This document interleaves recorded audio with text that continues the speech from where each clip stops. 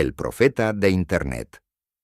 En el año 2000, un usuario llamado John Titor surgió en foros en línea afirmando ser un militar desplazado desde 2036, enviado al pasado para obtener un ordenador IBM 5D100 esencial para reparar sistemas legacy en su época.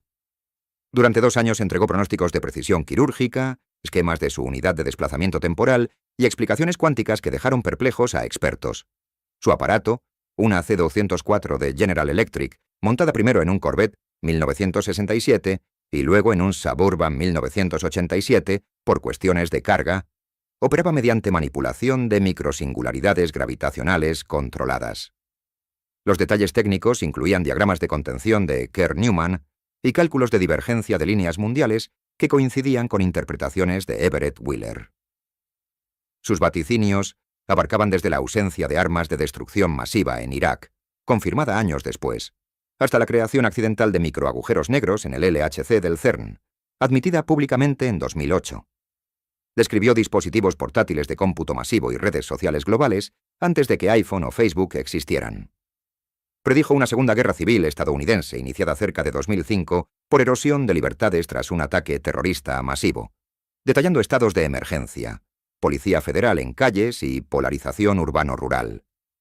Meses antes del 11S advirtió que la población aceptaría vigilancia total a cambio de seguridad. Su conocimiento del IBM 5D100 era imposible en 2000. Mencionó funciones ocultas de depuración de código mainframe que IBM no reconoció hasta 2004. El ingeniero retirado Bob Dubke verificó que solo un puñado de empleados conocía esos comandos. Las fotos de su unidad mostraban manuales con sellos gubernamentales futuros y componentes que requerían fabricación nanotecnológica. En marzo de 2001, desapareció con un mensaje final. Abandono esta línea mundial. Solo verifico protocolos de seguridad. 15 años después, vigilancia masiva, redes sociales adictivas y fractura política estadounidense se alinean con sus advertencias. ¿Era Titor un elaboradísimo engaño o un viajero genuino? Los esquemas funcionan teóricamente bajo física actual. Sus predicciones geopolíticas y tecnológicas se cumplieron con exactitud cronológica. La precisión de detalles clasificados y la imposibilidad de falsificar ciertos elementos en 2000 inclinan la balanza hacia algo más que ficción. Su caso sugiere que el futuro puede filtrarse al presente mediante tecnología o conciencia, y que alguien intentó advertirnos sobre el camino que tomábamos. El hombre fuera de su tiempo. Una noche de jueves de junio de 1950, un peatón apareció de improviso en Times Square y fue arrollado mortalmente por un taxi. La víctima llevaba documentos a nombre de Rudolf Fentz, pero su atuendo, levita negra, zapatos abotonados, todo impecable. Parecía sacado de 1876. En sus bolsillos hallaron botones de latón, un vale por cerveza en una taberna demolida en 1876 y billetes antiguos fuera de circulación. No portaba nada posterior a esa fecha, ni carnet, ni llaves modernas, ni rastro de adaptación al siglo XX. Testigos lo vieron mirar desconcertado antes de cruzar. El capitán Hubert Minor Rim, del Departamento de Personas Desaparecidas, encontró en archivos de 1876 la denuncia de Rudolf Fentz, 29 años, desaparecido durante un paseo vespertino. La descripción física coincidía al milímetro. En el directorio telefónico de 1939 figuraba Rudolf Fentz Jr., cuyo padre se esfumó en 1876. El hijo mostró una foto idéntica al cadáver. Las ropas, analizadas químicamente, eran nuevas pero fabricadas con tintes y tejidos de mediados del 19. El vale de cerveza correspondía a un local registrado hasta 1876. No había signos de demencia ni maquillaje teatral. El cuerpo presentaba rigor mortis normal. La investigación se archivó como inexplicable. Oficiales retirados siguieron murmurando durante décadas sobre el expediente. El caso implica un salto de 74 años sin envejecimiento ni adaptación cultural. ¿Anomalía cuántica espontánea o desplazamiento controlado fallido? Los objetos auténticos y la coincidencia documental sugieren que Fentz fue arrancado de su línea temporal y depositado fatalmente en la nuestra. El incidente revela que el tiempo puede ser permeable en puntos específicos. Times Square, construido sobre antiguas líneas energéticas indígenas según geólogos, podría actuar como nodo. Fentz no eligió viajar. Fue víctima de una brecha. Su caso demuestra que el desplazamiento temporal deja huellas físicas verificables y que la historia contiene lagunas donde personas enteras desaparecen hacia futuros que no les corresponden. El desliz temporal de Versalles. El 10 de agosto de 1901, las académicas británicas Anne Moberly y Eleanor Jourdain, ambas directoras de colegio en Oxford y de mentalidad racionalista, decidieron explorar los jardines del Palacio de Versalles tras visitar el Gran Trianon. El día era soleado, pero, al adentrarse en el camino hacia el Petit Trianon, el ambiente cambió drásticamente. Una pesadez opresiva envolvió el aire. Los colores se volvieron apagados como en una fotografía antigua, y un silencio extraño reemplazó el bullicio turístico habitual. Caminaban por un sendero que, según mapas posteriores, había sido eliminado décadas antes, cuando encontraron a dos hombres vestidos con casacas verdes del siglo XVIII, portando herramientas de jardinería obsoletas que parecían sacadas de grabados de la corte de Luis XVI. Los hombres las miraron con indiferencia y continuaron paleando tierra como si su presencia fuera lo más normal. Más adelante, un hombre de rostro picado por viruela y capa oscura surgió de un kiosco derruido, edificio demolido en 1780, y les gritó en francés arcaico que tomaran otro camino, señalando con urgencia hacia un puente que ya no existía en 1901. Su apariencia coincidía exactamente con retratos del conde de Vaudreuil, amante de María Antonieta. Al doblar una esquina, vieron a una mujer sentada en la hierba frente al Petit Trianon, con vestido de seda pálida y sombrero de paja, dibujando en un cuaderno.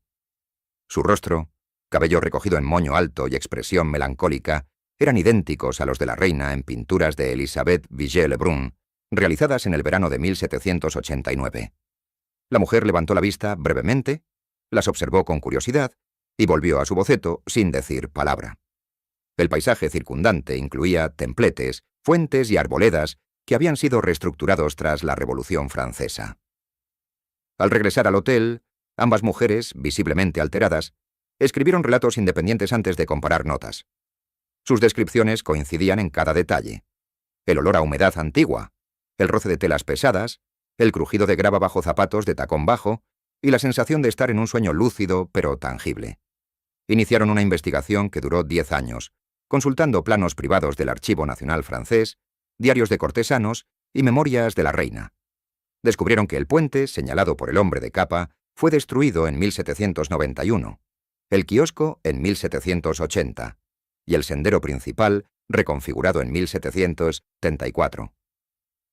Los jardineros usaban palas con mangos curvados exclusivos del reinado de Luis XVI. La ubicación exacta donde vieron a la reina correspondía al sitio donde María Antonieta pasaba tardes de julio y agosto de 1789, meses antes de su arresto. Las autoridades francesas, intrigadas por la precisión, revisaron sus propios archivos clasificados y confirmaron que Moberly y Jourdain describían elementos eliminados post-1793, un templete octogonal, un arroyo artificial y una glorieta que solo aparecían en planos de 1789. Ninguna de las mujeres había accedido a estos documentos. Eran material restringido. Publicaron An Adventure en 1911 bajo seudónimos, detallando 40 páginas de evidencia histórica. Críticos intentaron atribuirlo a su gestión mutua, pero sus relatos separados incluían detalles sensoriales imposibles de coordinar. El sonido de una fuente seca, el aroma de rosas marchitas, la textura de musgo en piedra erosionada. Investigadores psíquicos posteriores visitaron el sitio en condiciones similares, días nublados de agosto, y reportaron sensaciones idénticas sin conocer el caso. El fenómeno sugiere que Versalles actúa como nodo temporal donde emociones intensas de 1789, angustia de la corte ante la inminente revolución, crearon una huella energética que se activa bajo ciertas condiciones atmosféricas y electromagnéticas. Análisis geofísicos modernos detectan anomalías magnéticas en el área del Petit Trianon, posiblemente por depósitos de hierro en el subsuelo. Moberly y Jourdain no viajaron físicamente. El pasado se proyectó sobre su percepción, permitiendo interacción bidireccional limitada. El caso establece que el tiempo puede superponerse en espacios de alta carga histórica y que testigos entrenados académicamente pueden documentar estas filtraciones con rigor científico. Su experiencia demuestra que la historia no es lineal ni inaccesible, sino un archivo vivo que ocasionalmente se abre a observadores del presente. el marinero de Filadelfia. En el verano de 1955, el astrónomo Morris K. Jessup recibió una serie de cartas anónimas firmadas por Carlos Miguel Allende, un supuesto marinero mercante que afirmaba haber presenciado desde el SSS Andrew Furuset el experimento naval secreto sobre el destructor USS Eldridge en el astillero de Filadelfia el 28 de octubre de 1943. Según Allende, el objetivo era lograr invisibilidad radar mediante campos electromagnéticos intensos, pero el resultado fue la desmaterialización completa del buque en una nube verde brillante, seguido de su reaparición en Norfolk, Virginia, a más de 300 kilómetros de distancia. Allende describió con precisión técnica el equipo: generadores Tesla modificados, bobinas de contención y osciladores de alta frecuencia que creaban un campo unificado basado en la teoría de Einstein. Su conocimiento incluía ecuaciones de curvatura espacio-temporal y referencias a la métrica de Kerr que no eran públicas en 1943. Relató que el Eldridge desapareció dejando una depresión en el agua, reapareció en Norfolk por minutos y regresó a Filadelfia. La tripulación sufrió efectos catastróficos. Algunos marineros se fusionaron con el acero del casco al solidificarse el campo. Otros adquirieron invisibilidad permanente o capacidad de atravesar paredes sin control. En bares de Filadelfia, Allende conoció a tripulantes que experimentaban desplazamientos temporales, congelándose en el tiempo por minutos, envejeciendo décadas en instantes o desapareciendo para reaparecer relatando visiones del futuro. Un marinero murió al incrustarse en una pared al finalizar el efecto. Otro envejeció 30 años en 10 minutos frente a compañeros. Allende citó nombres, fechas y ubicaciones específicas de estos incidentes. Periódicos locales de noviembre de 1943 mencionan hombres en uniforme naval, apareciendo confusos en tabernas antes de desvanecerse. Archivos médicos navales registran ingresos por delirios temporales en destructores del astillero. La Marina clasificó el incidente como Proyecto Rainbow y dispersó a la tripulación con amenazas de corte marcial. Los registros del Eldridge de octubre de 1943 desaparecieron. La mayoría de marineros murieron prematuramente o fueron internados psiquiátricos. Jessup, al investigar, encontró anotaciones marginales en su propio libro The Case for the UFO, enviado por la Oficina de Investigación Naval, que repetían los detalles de Allende con caligrafía idéntica. La precisión científica de un marinero mercante sobre física teórica avanzada sugiere acceso a información clasificada o experiencia directa en brechas temporales. El caso implica que la manipulación electromagnética intensa puede desanclar objetos y consciencias del continuo espacio-temporal, creando puentes involuntarios entre presente y futuro. Allende podría ser testigo o víctima colateral de filtraciones residuales. Su testimonio, corroborado por evidencia circunstancial, demuestra que el viaje temporal no requiere intención. Es subproducto de experimentos de invisibilidad mal calibrados. El encubrimiento naval sugiere conciencia de los riesgos. Alterar la línea temporal personal de cientos de hombres para preservar secreto estratégico. El marinero de Filadelfia revela que el tiempo es frágil y que la tecnología humana ya ha roto sus barreras, aunque a costo de vidas y cordura. La anomalía de Chaplin. En 1928, durante el estreno de The Circus en el Mann's Chinese Theatre de Hollywood, las cámaras de estudio grabaron la alfombra roja para un noticiero de archivo. Décadas después, en 2010, el investigador cinematográfico George Clark revisaba el metraje cuadro por cuadro cuando detectó a una mujer caminando entre la multitud con un objeto rectangular negro presionado contra su oreja derecha, hablando y escuchando con gestos idénticos a los de una llamada telefónica moderna. El dispositivo mide aproximadamente 10,5 centímetros, con bordes redondeados y una superficie lisa que refleja la luz de los flashes, coincidiendo con el diseño ergonómico de los primeros prototipos móviles de Siemens en los años 70. Su postura, cabeza ligeramente inclinada, mano izquierda libre, paso distraído, replica el patrón de comportamiento de usuarios de smartphones en entornos urbanos actuales. La mujer viste un abrigo oscuro de lana con solapas anchas y falda por debajo de la rodilla, aparentemente de los años 20, pero el corte de las mangas es asimétrico y los botones son de resina sintética inexistente en 1928. Su cabello, recogido en un moño bajo, usa horquillas de plástico translúcido con microperforaciones para ventilación, técnica patentada en 1954. Nadie en la multitud reacciona al dispositivo, ni miradas curiosas, ni comentarios, ni fotógrafos enfocándola. algo imposible si se tratara de un artefacto desconocido. Análisis de Kodak con escáneres de alta resolución confirma que el celuloide es original de 1928, sin empalmes, sobreexposiciones o manipulación química. El objeto no proyecta sombra distorsionada ni refleja anomalías de lente. Otros detalles refuerven la anomalía. 2 hombres al fondo llevan corbatas con patrones geométricos impresos en serigrafía de polímeros, técnica industrial de posguerra. Una niña sostiene un globo con helio metalizado que no se comercializó hasta 1970. La mujer desaparece del encuadre al cruzar detrás de Chaplin sin interactuar con nadie, y no aparece en ninguna otra toma de la premiere. Registros de invitados, pases de prensa y contratos de extras no la incluyen. Su rostro, procesado con software de reconocimiento facial actual, no coincide con ninguna actriz, periodista o socialité registrada en Hollywood entre 1920 y 1935. Expertos en vestimenta de la Academia de Cine detectaron en su abrigo costuras internas con hilo de nylon 6.6, patentado en 1935, y un forro de poliéster termofijado que requiere temperaturas de 180 °C, inalcanzables con planchas de carbón de la época.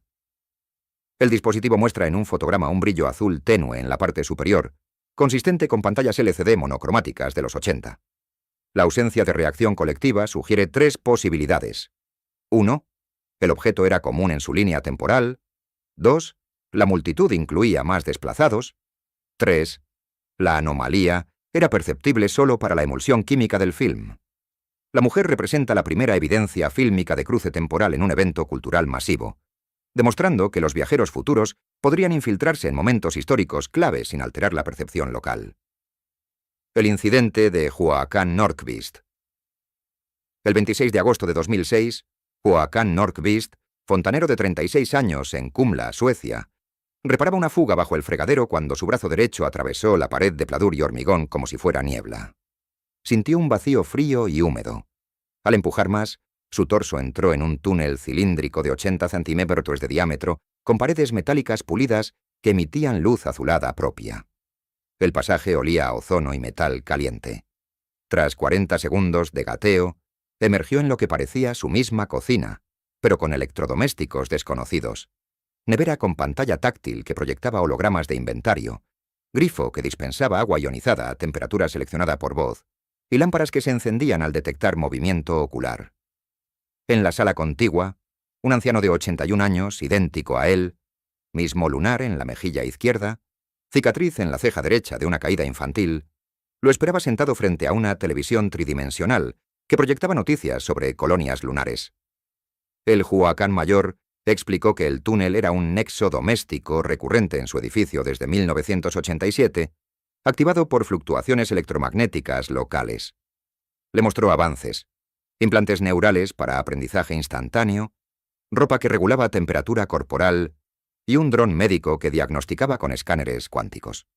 Usó un dispositivo portátil similar a una pistola de tatuaje, pero sin aguja.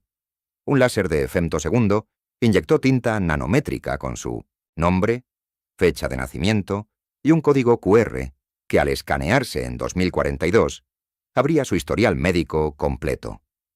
La tinta contiene nanopartículas de europio y terbio que brillan bajo luz UV, imposibles de sintetizar en 2006. Tomaron una fotografía con una cámara que imprimía en papel fotosensible autorrevelado en 3 segundos. La imagen muestra a ambos Joakim con ropa idéntica, camiseta gris con logo de fontanería, pero texturas diferentes. La del futuro es de grafeno tejido que cambia color con la temperatura. Análisis forense de la foto revela granulado de haluro de plata con distribución molecular que requiere emulsiones de 2030. Al regresar por el túnel, este se cerró. La pared volvió a ser sólida. Los planos municipales confirman 30 centímetros de hormigón armado sin cavidades. El tatuaje resiste ácidos, láseres y biopsias. La tinta migra formando patrones nuevos cada año, como si envejeciera con él. Nordqvist nunca buscó fama. Informó a la policía local como curiosidad doméstica. Su relato es idéntico en 47 entrevistas entre 2006 y 2025. Exámenes psicológicos descartan alucinaciones o trastornos. El edificio, construido en 1972 sobre un antiguo nodo de telecomunicaciones militares suecas, registra picos electromagnéticos coincidentes con tormentas solares. El caso proporciona artefactos físicos irreversibles, tatuaje y fotografía con tecnología futura. Demuestra que los portales temporales pueden ser locales, bidireccionales y vinculados a ubicaciones personales, dejando evidencia material que desafía la linealidad del tiempo y sugiere que el futuro ya está conectado al presente en puntos específicos del espacio cotidiano. El genio de Anticitera. En 1901, buzos que recolectaban esponjas frente a la isla griega de Anticitera localizaron los restos de un naufragio romano que contenía estatuas, cerámica y un objeto de bronce corroído que cambiaría la comprensión de la tecnología antigua. El mecanismo, datado alrededor del 100 a.C., resultó ser un ordenador analógico de precisión asombrosa, capaz de modelar el movimiento del Sol, la Luna y los 5 planetas conocidos con exactitud matemática, predecir eclipses solares y lunares con décadas de antelación, seguir el ciclo cuatrienal de los Juegos Olímpicos y replicar el ciclo metónico de 235 meses utilizado en calendarios helénicos. La carcasa de madera había desaparecido, pero los engranajes de bronce, 37 en total, formaban un sistema compacto del tamaño de una caja de zapatos que operaba mediante una manivela lateral. El dispositivo incorpora engranajes diferenciales, una invención que los historiadores atribuían al siglo XVI con el relojero suizo Jost Bürgi. Aquí aparecen 1600 años antes. Los cálculos para predecir eclipses requieren conocimiento de las variaciones orbitales lunares descritas por Hipparco, pero también aproximaciones de números irracionales que implican teoría de números avanzada. Escaneos de rayos X y tomografías computarizadas realizadas por el proyecto de investigación del mecanismo de Anticitera entre 2005 y 2020 revelaron inscripciones parapegráticas que describen funciones planetarias adicionales, incluyendo el movimiento retrógrado de Marte y Venus, basado en epiciclos ptolemaicos, pero con correcciones que anticipan las elipses keplerianas. La fabricación exige tolerancias de micras en los dientes triangulares de los engranajes, logradas sin herramientas de precisión modernas. Análisis metalúrgico muestra aleaciones de bronce con estaño en proporciones exactas que requieren control térmico de fundición imposible sin termómetros. Las inscripciones incluyen términos astronómicos en dialecto jónico que desaparecen del registro escrito tras el siglo II a.C., sugiriendo un origen cultural específico y aislado. La uniformidad estilística de los engranajes indica un único diseñador que dominaba matemáticas, mecánica y astronomía a nivel renacentista. No existen prototipos intermedios ni menciones en textos helenísticos. La tecnología surge completa y desaparece. Cicerón describe en De República un instrumento similar construido por Posidonio, pero sin detalles técnicos. El mecanismo implica transferencia de conocimiento. Un ingeniero con comprensión de mecánica newtoniana, engranajes diferenciales y órbitas elípticas apareció en la Grecia clásica, construyó el dispositivo y se esfumó. El naufragio ocurrió en ruta a Roma, posiblemente como botín para un general. El conocimiento se perdió en el incendio de bibliotecas posteriores. El dispositivo reside en el Museo Arqueológico Nacional de Atenas, fragmentado en 82 piezas. Réplicas funcionales construidas con técnicas antiguas fallan en precisión. Solo con CNC modernos se replican los engranajes. El mecanismo demuestra que la historia contiene picos tecnológicos inexplicables seguidos de olvido total. Su creador poseía un corpus de conocimiento que no se redescubriría hasta el siglo XVII, sugiriendo desplazamiento temporal o contacto con una civilización avanzada perdida. Anticitera no es reliquia. Es mensaje de alguien que conocía el futuro y lo codificó en bronce. Las visiones imposibles de Leonardo. Los cuadernos privados de Leonardo da Vinci, compilados hasta su muerte en 1519, contienen más de 6.000 páginas con diseños que funcionan según principios científicos no formalizados hasta siglos después. En el Códice Atlántico dibuja un helicóptero de rotor con álabes curvos que generan sustentación mediante efecto Coanda, calculando torque y resistencia estructural con ecuaciones que anticipan a Bernoulli. Su submarino incluye lastre regulable, válvulas de presión y periscopio con lentes correctoras de aberración, detalles que la Marina estadounidense replicaría en 1950. Sus estudios anatómicos del corazón muestran válvulas mitral y tricúspide en función dinámica, con flechas indicando flujo turbulento. William Harvey publicaría la circulación sanguínea en 1628. Diseca cerebros y dibuja el quiasma óptico y ventrículos con precisión microscópica, sin microscopio compuesto. Sus tanques blindados incorporan armadura inclinada para deflexión balística, principio usado en tanques modernos, y transmisión por engranajes cónicos que distribuyen potencia a orugas independientes, sistema patentado en 1914. Diseña rodamientos de bolas con jaula separadora, invento atribuido a Philip Vaughan en 1794. Sus máquinas voladoras calculan centro de gravedad variable y superficies de control. El ala delta de 1485 coincide con cálculos de estabilidad de Lilienthal en 1890. Observa lunas de Júpiter y anillos de Saturno sin telescopio.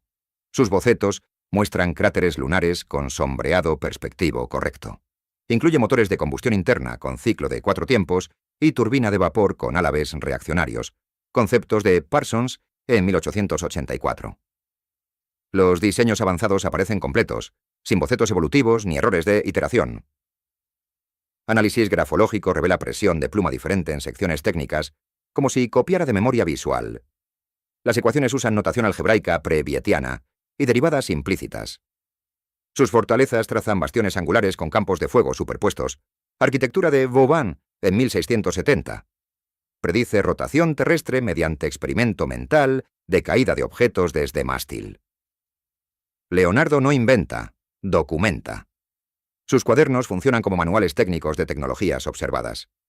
La ausencia de desarrollo incremental sugiere acceso a conocimiento preexistente, posiblemente mediante visión retrospectiva o contacto con viajeros futuros.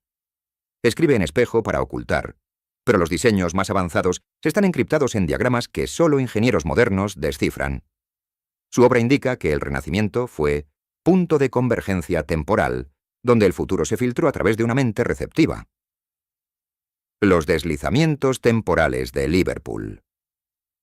Bold Street, en Liverpool, se ha consolidado como uno de los epicentros mundiales de fenómenos de deslizamiento temporal desde la década de 1960, con cientos de testimonios independientes que describen transiciones súbitas desde el presente hacia versiones históricas de la misma calle, principalmente ambientadas en los años 1960 y 1970, con duraciones que oscilan entre segundos y varios minutos. Estos eventos no son alucinaciones colectivas ni fraudes coordinados. Los relatos coinciden en detalles arquitectónicos, comerciales y sociales verificables mediante fotografías de archivo, directorios comerciales antiguos y registros municipales que muchos testigos no podrían haber consultado previamente. El caso paradigmático ocurrió en julio de 1996, cuando Frank y Carol Sager realizaban compras rutinarias. Frank entró a una librería contemporánea y al salir se encontró en una Bold Street transformada. Las fachadas modernas habían sido reemplacadas por escaparates de los 60 con tipografía serif clásica, anuncios de cigarrillos Players Navy Cat y vitrinas de vinilos. Los transeúntes vestían trajes de lana cruzados, faldas lápiz y peinados bufán. Los vehículos eran Austin Cambridge, Morris Minor y autobuses Roadmaster rojos que circulaban sin restricciones modernas de emisiones. Otros peatones mostraban idéntica desorientación, mirando relojes de pulsera analógicos y comparando notas antes de que la calle regresara abruptamente al presente. Sara Martínez, en 2008, experimentó un microdeslizamiento al entrar en lo que creía una boutique de moda actual. El interior se convirtió en unos grandes almacenes de los 70 con mostradores de formica, dependientes con uniformes verdes de nylon y expositores de medias con costura. Intentó pagar un vestido con billetes de polímero de 2008. La cajera, visiblemente confundida, rechazó el dinero porque no era de curso legal. Al salir, el local había desaparecido, reemplazado por una cadena de café internacional. Cámaras de seguridad capturaron su expresión de pánico y el momento en que retrocedió, como si evitara un obstáculo inexistente en el presente. Investigaciones geofísicas han identificado que Bold Street se asienta sobre una red de túneles victorianos y cámaras subterráneas que contienen depósitos de cuarzo y magnetita capaces de generar microcampos electromagnéticos intensos bajo condiciones específicas de humedad, presión atmosférica y actividad solar. Los deslizamientos se correlacionan con días nublados, alta conductividad del aire y picos de radiación cósmica que podrían inducir resonancias cuánticas locales. Testigos múltiples describen los mismos elementos recurrentes. Un músico tocando Penny Lane en la esquina con un acordeón Hohner, un kiosco de prensa con titulares sobre la final de la Copa Mundial de 1966 y el olor a carbón de locomotoras de vapor que ya no existen. La consistencia intersubjetiva es abrumadora. Personas de diferentes edades, nacionalidades y niveles educativos acceden a la misma instantánea temporal de Liverpool. Grabaciones de audio ambiental captadas accidentalmente muestran conversaciones en dialecto scouse de los 60 que no corresponden a ningún actor presente. La calle parece funcionar como un nodo de superposición cuántica donde el pasado no se disipa, sino que permanece en estado latente, activándose cuando parámetros ambientales coinciden con los de la época objetivo. Los deslizamientos no son bidireccionales. Los testigos regresan sin alterar el pasado observable, sugiriendo que acceden a una simulación histórica o a una línea mundial paralela preservada. La ausencia de paradoxes cronológicos implica que el tejido temporal se autorrepara, o que los visitantes son meros observadores espectrales. Bold Street demuestra que el tiempo urbano puede ser topográficamente vulnerable y que la memoria colectiva de una ciudad puede manifestarse físicamente bajo las condiciones adecuadas. Las visiones futuras del profeta durmiente. Edgar Cayce, conocido como el profeta durmiente, generó entre 1901 y 1944 más de 14.000 lecturas en estado de trance que incluían descripciones técnicas de tecnologías, eventos geopolíticos y descubrimientos científicos que no ocurrirían hasta décadas o siglos después de su muerte en 1945, con un nivel de detalle que trasciende la extrapolación lógica y sugiere acceso directo a líneas temporales futuras. En trance hipnótico autoinducido, Cayce describía dispositivos de comunicación portátil que permitían intercambio instantáneo de voz, imagen y datos a escala planetaria, anticipando smartphones y redes 5G con precisión quirúrgica. Mencionaba pantallas táctiles de cristal líquido, baterías de ion litio y la adicción conductual resultante de notificaciones constantes. En 1935 predijo que el hombre llevará en su bolsillo una biblioteca más vasta que la de Alejandría y conversará con cualquier ser humano en cualquier idioma mediante traducción automática. Sus lecturas médicas detallaban la estructura helicoidal del ADN como portador de información hereditaria manipulable, describiendo técnicas de edición génica que coinciden con CRISPR-Cas9. Los patrones de vida serán cortados y pegados como telares moleculares para eliminar enfermedades antes del nacimiento. Predijo terapias con células madre pluripotentes inducidas y órganos bioimpresos en 3D, utilizando terminología como reprogramación epigenética, que no existiría hasta el siglo XXI. Geológicamente, ubicó yacimientos petrolíferos en el Mar del Norte y el Golfo de México, con coordenadas exactas años antes de su descubrimiento. Predijo el derretimiento acelerado de casquetes polares y patrones de El Niño, intensificados por actividad solar.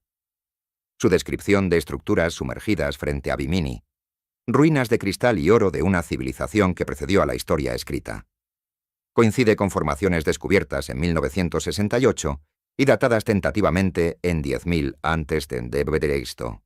En el ámbito espacial, detalló misiones lunares tripuladas con módulos de descenso reutilizables, estaciones orbitales modulares y evidencia de agua líquida pasada en Marte, incluyendo canales artificiales construidos por inteligencia no terrestre.